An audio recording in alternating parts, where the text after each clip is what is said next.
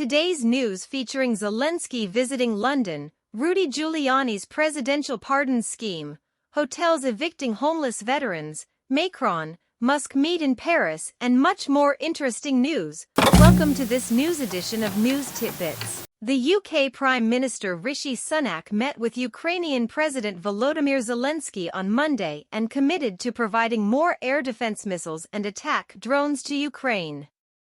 Zelensky thanked the UK for its support and said the package could save lives of his people. The UK is one of several European countries that have backed Ukraine in its war against Russia-backed separatists. A Kremlin spokesperson Dmitry Peskov said the British weapons would not change the course of the war and accused Britain of pumping weapons into Ukraine.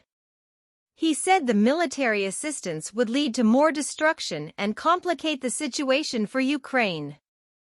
Some hotels in suburban New York City have reportedly evicted homeless veterans to make room for migrants arriving from the southern border. The hotels would get more money from the city for housing migrants than veterans. The YIT Foundation, a non-profit organization that helps veterans, said it had rehoused the 20 veterans who were kicked out of the hotels last week. The organization said the incident had damaged the trust between them and the veterans. New York's Mayor Eric Adams said he had no choice but to send migrants to upstate counties to relieve the city's overcrowded shelters. He said he would pay for the migrants' hotel stays and other services for up to 4 months. Noelle Dunphy, a former employee of Rudy Giuliani, sued him for $10 million in New York on Monday. She alleged that he sexually assaulted and harassed her, refused to pay her wages, and made offensive remarks. She also claimed that he discussed selling presidential pardons for $2 million each and detailed plans to overturn the 2020 election results. She said she had recordings of numerous interactions with him. Giuliani denied the allegations through a spokesperson. Dr. Monica Bertagnolli, a surgical oncologist and cancer researcher, has been nominated by President Biden to lead the National Institutes of Health, NIH. She has a storied scientific career and has pioneered efforts in cancer prevention, early detection, and navigation programs. President Macron met with Elon Musk, the CEO of Tesla, Twitter and SpaceX, to discuss future investment projects in France. They talked about the electric vehicle and energy sectors, as well as digital regulation. Macron hosted a conference at Versailles to persuade foreign business leaders to invest in France. He announced €13 billion of investment and 8,000 jobs. Some of the major investors include Prologium, IKEA, Pfizer, and GSK.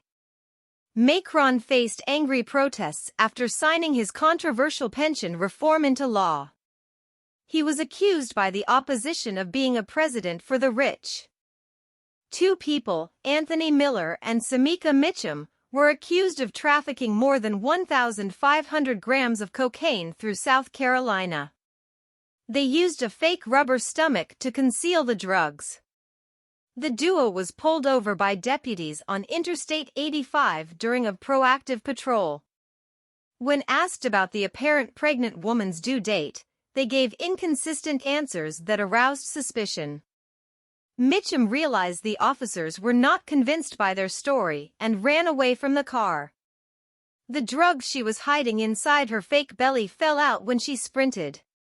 She and Miller were arrested and charged with cocaine trafficking.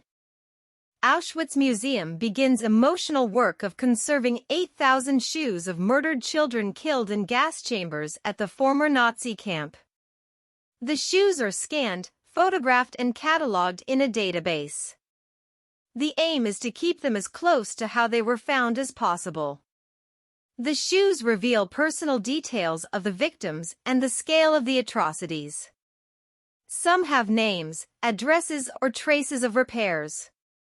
Most of the shoes are single objects. The project is funded by the Auschwitz-Birkenau Foundation and the International March of the Living. It will last for 2 years and cost €450,000. Durham report criticizes FBI's Trump-Russia probe. The report says the FBI and DOJ launched the probe based on raw, unanalyzed, and uncorroborated intelligence and failed to uphold their mission of strict fidelity to the law. The report contrasts the FBI's treatment of the Trump campaign with its treatment of the Clinton campaign, which received defensive briefings and faced less scrutiny. The report reveals that the FBI ignored intelligence from a trusted foreign source about a Clinton campaign plan to vilify Trump by tying him to Putin. Bobby, a purebred Rafeiro do Alentejo from Portugal, celebrated his 31st birthday on Saturday, making him the world's oldest dog according to Guinness World Records. Bobby has lived a peaceful and sociable life in the village of Conqueros, where he has never been chained or leashed. He only eats human food and enjoys roaming the forests around his home. Lionel Costa, who was 8 years old when Bobby was born, said Bobby is special because he reminds him of his family members who have passed away. He also said Bobby is one of a kind and he never expected him to live so long. The World Health Organization has released a guideline on the use of non-sugar sweeteners for weight control. The guideline warns against using NSS to control body weight or reduce the risk of non-communicable diseases. A systematic review of available evidence found that the use of NSS does not offer any long-term benefit in reducing body fat in adults or children.